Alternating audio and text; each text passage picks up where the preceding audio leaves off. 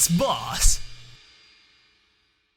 Hola amigos, ¿cómo están las futuras leyendas del ajedrez? Les habla Chess Boss y arrancamos un nuevo video tutorial con un tema que te seguirá llevando a la maestría. ¿Han oído usted hablar de la palabra contrajuego? Que hay que estar atento al contrajuego del oponente. Esta palabra encierra ciertos conocimientos y ciertas habilidades que tenemos que desarrollar. Y quisiera empezar este tutorial con una frase del gran Savielly Tartakover. Savielly Tartakover decía: el adversario también tiene derecho a existir.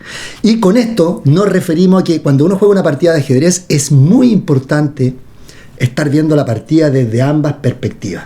Comúnmente ocurre que nosotros nos entusiasmamos en realizar nuestros planes, pero no olvidamos de lo que quiere hacer el oponente. Y esto se paga muy caro en el ajedrez. ¿A quién no le ha pasado que de repente tiene una posición ventajosa, se entusiasma, empieza a pensar en un ataque, se debilita y no considera las opciones que tiene el rival? Según el gran Mark Dovreski, la idea obviamente es no solamente pensar en sí mismo, sino que concentrarse en los planes del rival. Estar constantemente preguntándose qué quiere hacer nuestro oponente, cuál es su plan, cuál es su idea, qué amenaza, etc. Decir que esto de desarrollar este fino tacto para detectar el contrajuego del oponente es una habilidad y es una cualidad importante de los grandes maestros, de primera línea. ¿Ya? De hecho, si ustedes hacen el ejercicio de ver partidas de jugadores de 2700 hacia arriba y los comparan con partidas de jugadores entre 2500 y 2700, el gran componente que diferencia a estos dos jugadores, aparte de la técnica obviamente que tienen para jugar diferentes tipos de posiciones, es que han incorporado tanto el pensamiento profiláctico, que ya lo vimos y lo pueden ver en el video que tenemos aquí arriba, y aparte de eso también esto de detectar el contrajuego y suprimir las posibilidades del rival antes de llevar a cabo nuestros planes. El gran Akiva Rubinstein en sus partidas nos demuestra que nunca se apuraba a la hora de concretar una ventaja. Primero extinguía toda posibilidad de que el oponente tuviera algo y luego llevaba a cabo sus planes. Bien, viendo algunos ejemplos se nos va a hacer mucho más claro este tema. Aquí tenemos un primer ejemplo de una partida que escogí de dos jugadores de un nivel amateur, porque a veces vale la pena también estudiar ejemplos no de maestros para entender que esto del contrajuego se puede dar a cualquier nivel. ¿Ya? Le va tocando mover a las blancas, y aquí las blancas debían tener cuidado con el avance del peón G de las negras, que es la principal causa de contrajuego. ¿Ya? En este caso había que haber hecho una movida como A4 para, en caso de que el peón avanzara, poder mantener el control del avance. Bueno, aquí no se puede avanzar G2 porque se sacrificaría y nos comemos el alfil. Hay que mover el alfil, por ejemplo. Puede ser rey F6 una idea para defender el alfil y amenazar G2, pero ahora la torre baja y en caso de G2, torre G1, ¿cierto?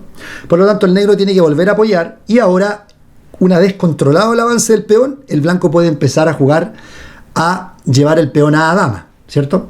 En caso de alfil G6, que es una jugada interesante, solamente con la idea de alcanzar con la torre negra la sexta fila para apoyar el peón G, es una idea que hay que hacerla pero con mucho cuidado, porque si el blanco ahora toma acá y el negro comete el error de tomar de rey, el rey se aleja mucho de la defensa del peón y ahora el blanco gana simplemente con torre G1 y el peón se va a caer, o si no, la torre va a quedar muy pasiva mientras el peón avanza. Por ejemplo, aquí si torre B2, rey por, y está claro que esta posición ya es ganadora para blancas, porque las blancas tienen un plan súper simple, que es avanzar el peón A, entregarlo por el peón de G, y van a llegar a un final como este, se los voy a mostrar, en que el peón de E5 cae, producto de que es muy débil, a los jaques C5 simplemente, y esto sería un final de dos peones contra nada, o sea, estaría ganando sin problema blancas. Entonces, pero la idea es interesante.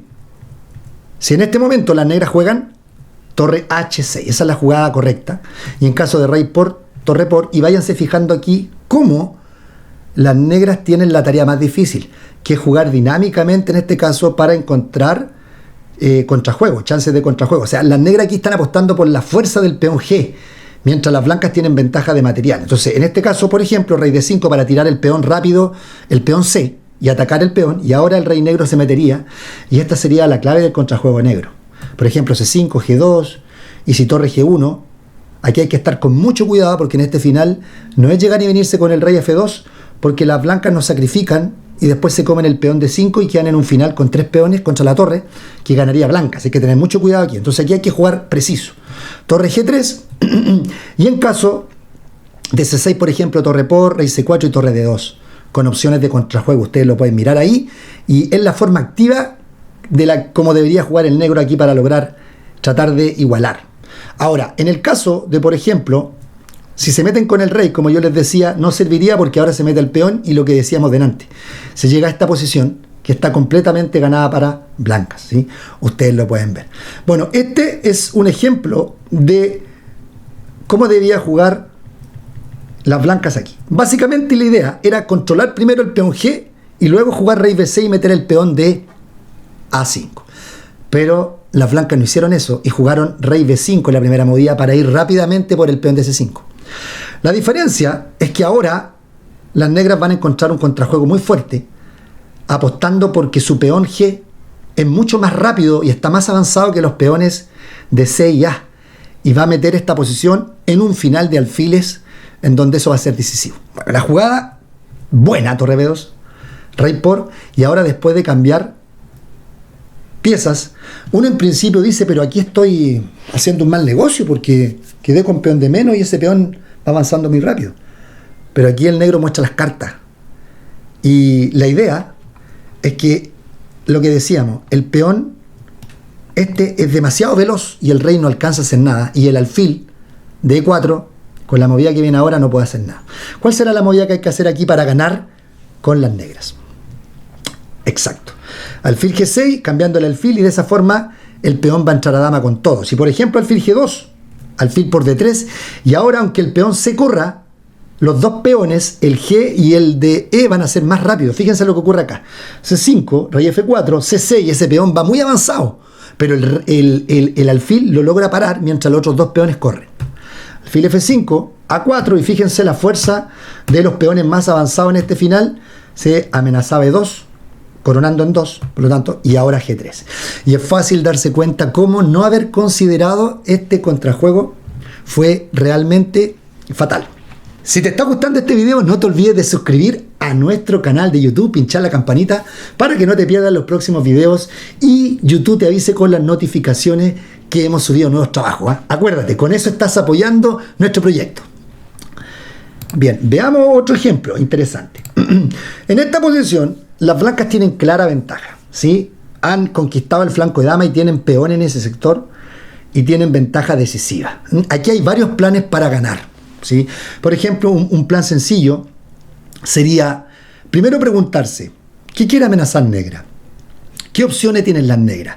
¿Cuáles son los problemas de la posición blanca?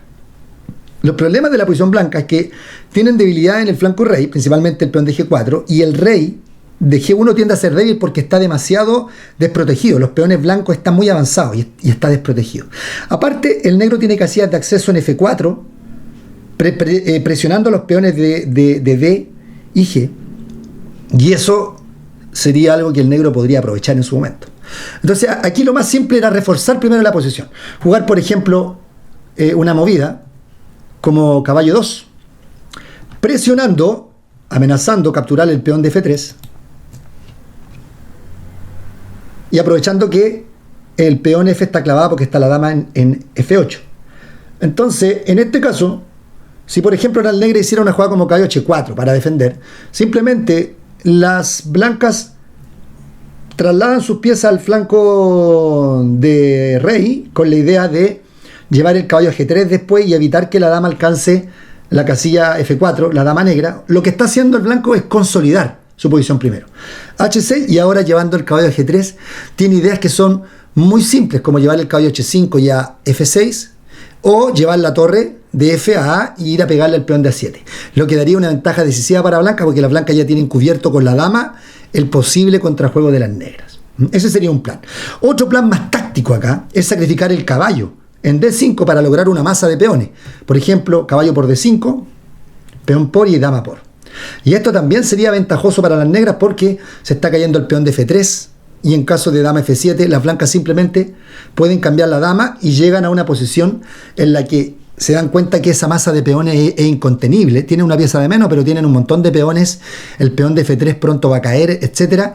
Y el peón de A7 igual. Porque no se puede jugar torre C7 porque hay un B6 ganador ahí.